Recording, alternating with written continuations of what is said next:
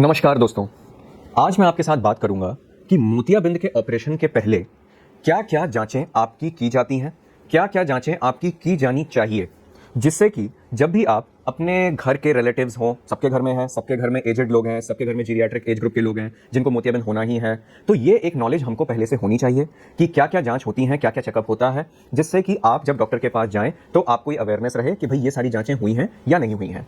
तो आप डॉक्टर की क्लिनिक पे गए, आपको एक आंख से दिखना कम है या आपके किसी घर वाले को, तो सबसे जो फर्स्ट चीज है वहां पे चेक होगी वो है आपकी विजन, आपकी निगाह, दूर की भी और पास की भी, चश्मे के साथ भी। क्योंकि क्या होता है, जो अर्ली स्टेजेस कैटरैक्ट के होते हैं, शुरुआती जो मोतियाबिंद होता है, उसमें चश्मा लगा के भी निगाह क्लियर हो जाती है। अगर आपको उस स्टेज में है तो आपको अभी ऑपरेशन कराने की जरूरत नहीं है, चश्मे से आपका काम चल जाएगा। ठीक है, तो नंबर 1 हो गया विजन चेकअप कि कितना विजन कम हुआ है मोतियाबिंद की वजह से।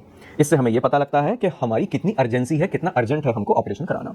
Number 2 dilated checkup. एक बार विजन चेकअप हो गया आपका, मान लीजिए आपकी आंख में 70% 70% विजन है, अब आपकी उस आंख में ड्रॉप डलेगी पुतली फैलाने वाली। ठीक है, अब ये सबसे इंपॉर्टेंट चेकअप होने वाला है। वो ड्रॉप डला के आपको आधे घंटे पौने घंटे के लिए बैठाया जाएगा, उसके बाद आपको डॉक्टर बुलाएंगे चेकअप करने के लिए। वो क्या देखेंगे, सबसे पहले वो ये देखेंगे कि मोतियाबिंद किस स्टेज में है, कितना बढ़ चुका है आपका मोतियाबिंद। नंबर 2 वो ये देखेंगे कि मोतियाबिंद किस तरह का है। बहुत तरह के मोतियाबिंद होते हैं और अलग अलग तरह के मोतियाबिंद में अलग अलग तरह से ऑपरेशन करना पड़ सकता है। तो नंबर 2 वो ये देखेंगे किस तरह का मोतियाबिंद है।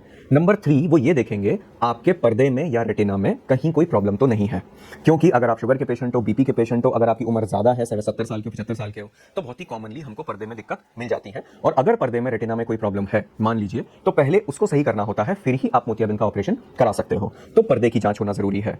वहीं वो आपकी नस की जांच भी कर लेंगे, मतलब ऑप्टिक नर्व की। तो आपकी नस भी अच्छे से काम करनी चाहिए, जब भी ऑपरेशन होने के बाद आपको अच्छा दिखेगा। तो ऑप्टिक नर्व का टेस्ट भी वो वहीं कर लेंगे। ठीक है, लास्ट कोई और प्रॉब्लम आंख में तो नहीं है। तो बेसिकली मोतियाबिंद तो हमने देख ही लिया कितना है, किस तरह का है। हमने बाकी के पार्ट भी आंख के अच्छे से देख लिए, जैसे रेटिना हो गया, आपकी ऑप्टिक नर्व हो गई, आपकी पुतली हो गई। और अगर मोतियाबिंद के अलावा कोई और प्रॉब्लम आंख में है तो उसका ट्रीटमेंट भी साथ के साथ या फिर पहले कर दिया जाएगा, जिससे कि ऑपरेशन होने के बाद आपको ये शिकायत ना आए कि डॉक्टर साहब ऑपरेशन हो गया फिर भी हमको कम दिख रहा है। ठीक है, तो ये पूरा आपका चेकअप हो गया। अब आते हैं तीसरे हम पॉइंट पर। तो थर्ड पॉइंट जो आपका देखा जाता है ऑपरेशन से पहले, वो है आईओएल पावर कैलकुलेशन, मतलब इंट्राऑकुलर लेंस पावर कैलकुलेशन। तो मोतियाबिंद ऑपरेशन में होता क्या है, बेसिकली आपका लेंस निकाल लिया जाता है, उसकी जगह दूसरा लेंस बिठा दिया जाता है। अब जो दूसरा लेंस बिठा रहे हैं वो किस पावर का लेंस हमको बिठाना है, 20 नंबर का, 21 नंबर का, 22 नंबर का, 23 नंबर का, ये हम पहले ही चेक कर लेते हैं। अगर ये कैलकुलेशन अच्छे से हमने की है तो ऑपरेशन के बाद में पेशेंट को चश्मे की जरूरत पड़ सकती है, लेकिन कम जरूरत पड़ेगी। अगर हमने चेक नहीं किया और ऐसे ही लेंस बिठा दिया तो चश्मा का नंबर कुछ भी आ जाएगा ऑपरेशन के बाद। तो ये आईओएल पावर कैलकुलेशन, लेंस की जो पावर कैलकुलेशन है उसके लिए अलग से मशीन होती है, जिसकी मोस्ट एडवांस मशीन है आईओएल मास्टर 700, जो एक जाइस कंपनी, जर्मन कंपनी है, वो मैन्युफैक्चर करती है। तो आपका आईओएल मास्टर हो गया, हमें पता चल गया अब जी आपकी आंख में हमको 22 नंबर का लेंस बिठाना है। ठीक है, एक बार ये फाइनल हो गया, उसके बाद में हम पर्सनली, मैं तो ये प्रीफर करता ही हूं और ये होना भी चाहिए, नंबर 4 पॉइंट, वो है ओसीटी स्कैन या फिर B scan. OCT scan basically आंखों का सीटी स्कैन है और बी स्कैन बेसिकली आंखों का अल्ट्रासाउंड स्कैन है। अगर आपका मोतियाबिंद पका नहीं है तो आपका ओसीटी स्कैन होता है, अगर आपका मोतियाबिंद पक चुका है तो फिर आपका बी स्कैन या अल्ट्रासाउंड स्कैन होता है। ये हम क्यों करते हैं, ये हम ये देखने के लिए करते हैं कि आंख के अंदर मोतियाबिंद के अलावा कोई ऐसी प्रॉब्लम तो नहीं है जो हमको नेकेड आइज से नहीं दिख रही है।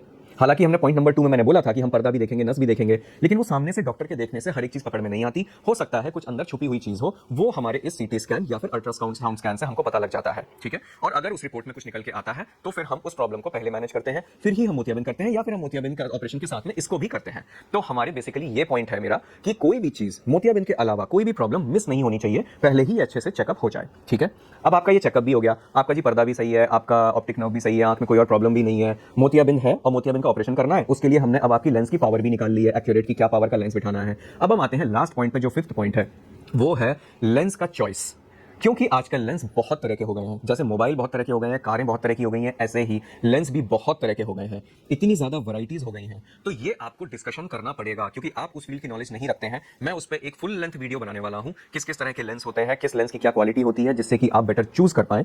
लेकिन अभी के लिए मैं आपको ये बताऊंगा कि लेंस की आपको चॉइस करनी होगी अपनी रिक्वायरमेंट के हिसाब से। ओके, जो आपकी इससे पहले जांचें हुई हैं उस हिसाब से भी आपको लेंस सजेस्ट किया जाएगा, आपके लिए ये अच्छा है, ये उतना अच्छा नहीं है, और ऑफकोर्स आपके बजट को ध्यान में रखते हुए किया जाएगा, क्योंकि इतनी ज्यादा वैरायटीज है, कुछ लेंस सस्ते हैं, कुछ लेंस महंगे हैं। तो बजट को देखते हुए, आपकी आंखों की रिक्वायरमेंट को देखते हुए और आपकी ये जो जांचें हुई हैं उसकी रिपोर्ट को देखते हुए लेंस का चॉइस किया जाएगा। ठीक है, अब हम आते हैं अपने लास्ट पॉइंट पे, आपका लेंस भी चूज हो गया, अब हम आते हैं अपने सिक्स पॉइंट पे। तो सिक्स पॉइंट है बेसिकली आपकी बॉडी का बेसिक चेकअप, ठीक है।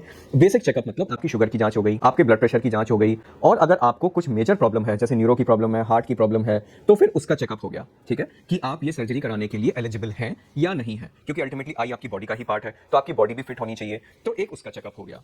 तो ये बेसिक प्री रिक्विजिट्स होती हैं ऑपरेशन से पहले जब आप विजिट करते हो डॉक्टर के पास। तो ये एक बेसिक फ्लो होता है जो फॉलो होना चाहिए, और हर पेशेंट का फॉलो होना चाहिए। ऐसा नहीं कि किसी पेशेंट का हो रहा है किसी पेशेंट का नहीं हो रहा है। तो नेक्स्ट टाइम आई होप कि जब भी आप किसी अपने को लेकर जाएंगे किसी आई डॉक्टर के पास में मोतियाबिंद के चेकअप के लिए, तो ये सारे पॉइंट्स ध्यान में रखकर ही जाएंगे।